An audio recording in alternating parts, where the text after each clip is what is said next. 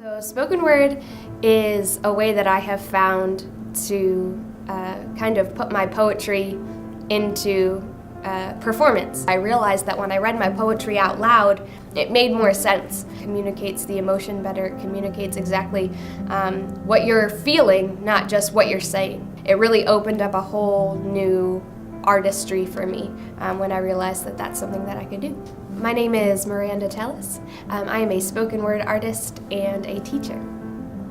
The way I like to write is from a Christian perspective without always kind of using Christian language.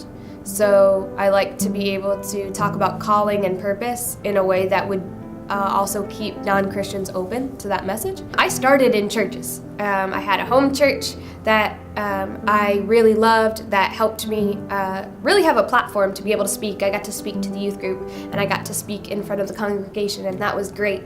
But moving to Philadelphia, realizing that not everyone wants to hear church language all the time. And if I stayed in my little box of my white Christian community, I was not really being an evangelist. I wasn't spreading anything. I was reiterating things that people already knew, but I wasn't teaching anyone anything they hadn't heard before. And so being able to perform in urban settings with my students or at an open mic and being able to talk about the love of God without having to shove something down their throats is art.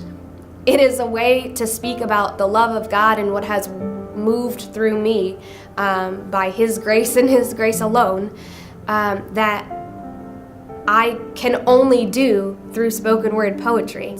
I think a lot of times as a Christian, I feel like I have to be happy all the time, and happy is an emotion. I don't have to be happy, but I have to have joy, and those are different things. And I think that being angry and frustrated and sad, deeply sad about different things is hard as a Christian, because you feel like, why are all these bad things happening in this world? And so I write through those. And being able to stand in front of people and kind of express and say exactly what you're feeling, it all of a sudden makes people more honest with God. And when you perform it then, God speaks to other people about how they're feeling.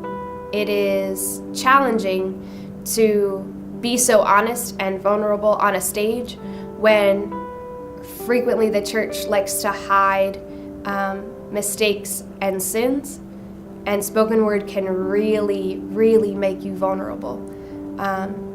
There are things and feelings that I have written through from experiences that I wouldn't be proud to explain where those feelings came from.